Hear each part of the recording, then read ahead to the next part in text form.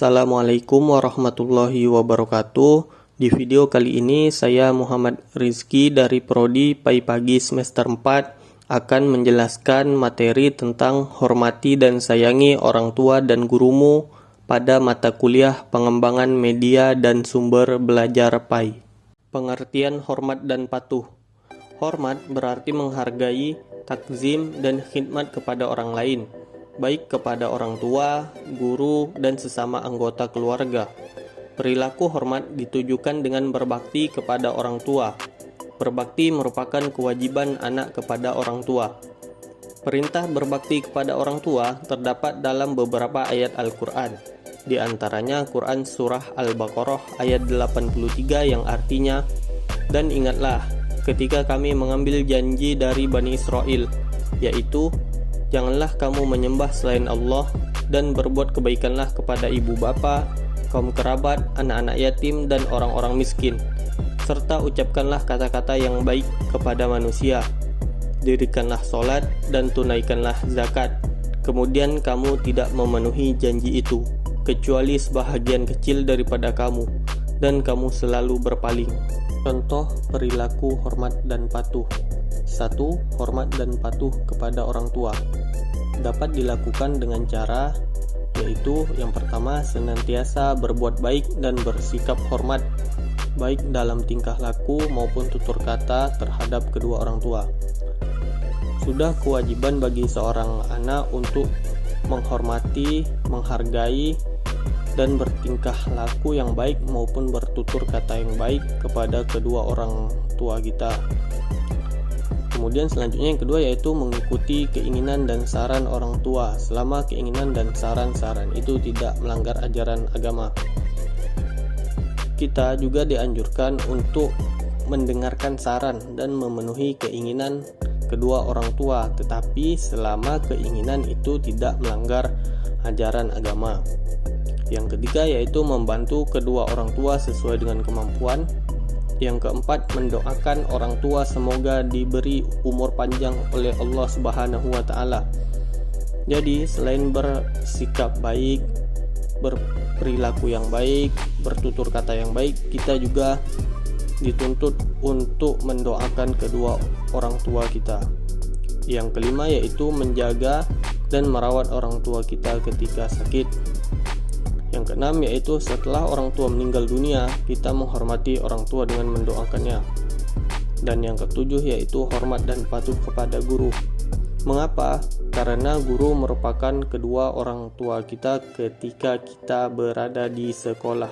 2. Hormat dan patuh terhadap guru dapat dilakukan dengan cara yaitu yang pertama, bertanya kepada guru apabila ada sesuatu yang belum dimengerti dengan sikap sopan.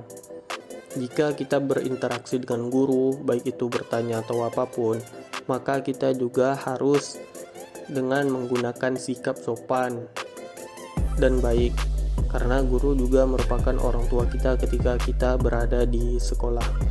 Yang kedua yaitu menggunakan cara bahasa yang baik pada saat berbicara dengan guru. Sama halnya dengan ketika kita berbicara dengan kedua orang tua kita, guru juga merupakan orang tua kita.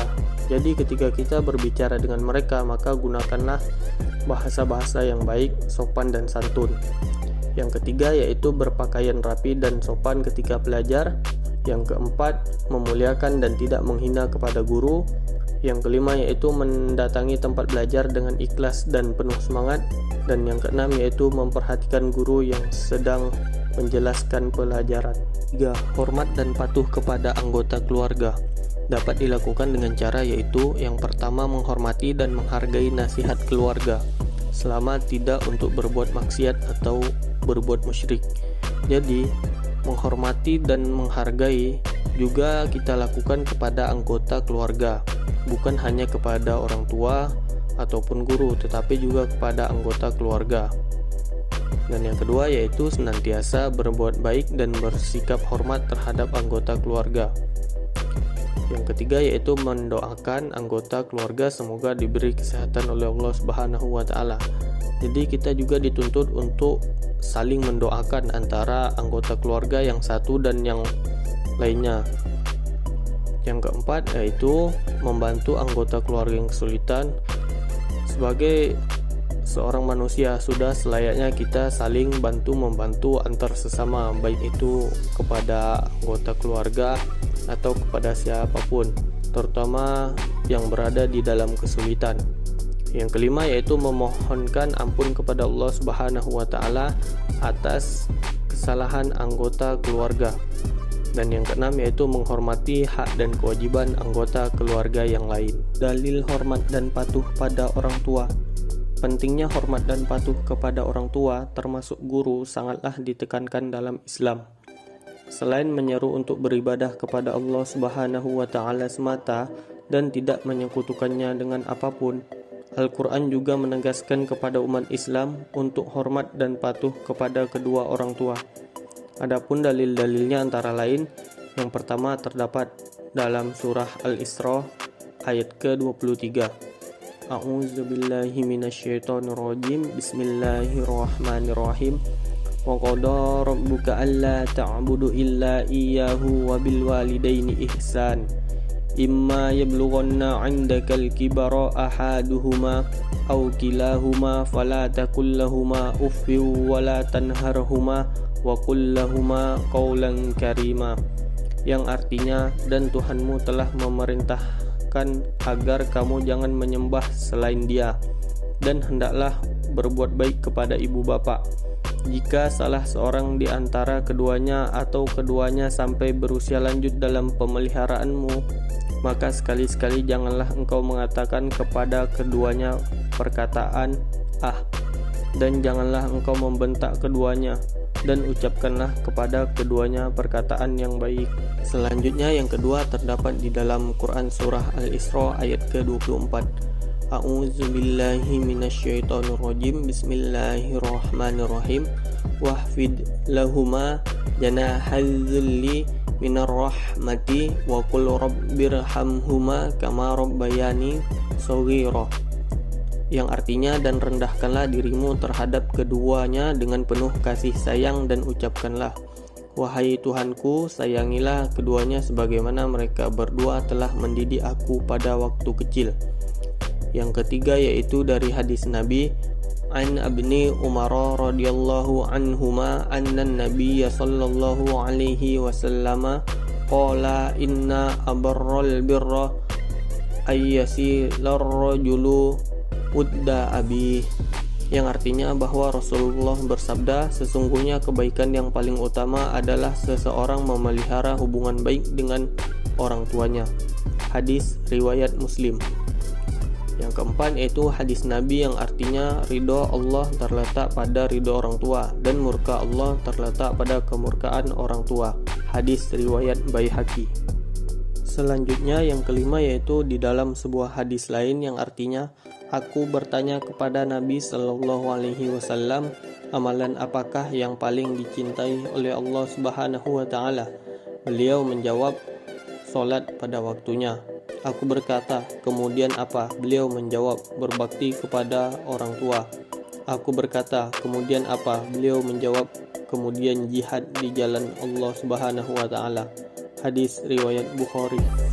Dari dalil yang terdapat di dalam Al-Quran dan hadis, sudah selayaknya seorang anak meminta doa restu dari kedua orang tuanya pada setiap keinginan dan kegiatannya. Hal itu karena restu Allah Subhanahu wa taala. Disebabkan restu orang tua, anak yang berbakti kepada orang tua, doanya akan lebih mudah dikabulkan oleh Allah Subhanahu wa taala. Apalagi seorang anak akan melakukan atau menginginkan sesuatu, misalnya mencari ilmu, mencari pekerjaan, dan lain-lain. Yang paling penting adalah meminta restu kedua orang tuanya. Selanjutnya kisah teladan. Dikisahkan Imam Syafi'i yang sedang mengajar para santrinya di kelas, tiba-tiba mereka dikejutkan dengan kedatangan seseorang berpakaian lusuh, kumal, dan kotor. Akan tetapi Imam Syafi'i langsung mendekatinya dan memeluknya. Para santri kaget dan heran melihat perilaku gurunya itu.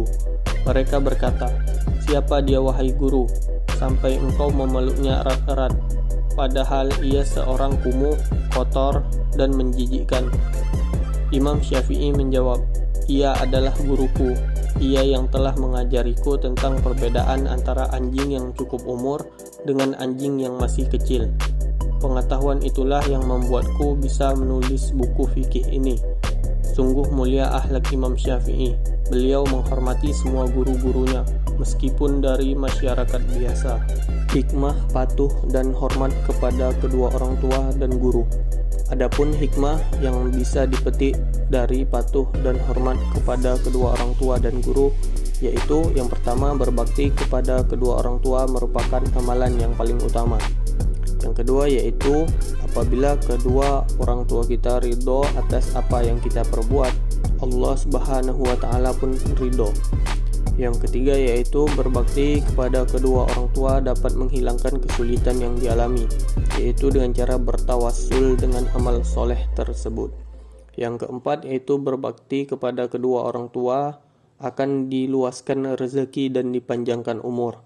Yang kelima yaitu berbakti kepada kedua orang tua dapat memasukkan kita ke jannah atau surga oleh Allah Subhanahu wa Ta'ala.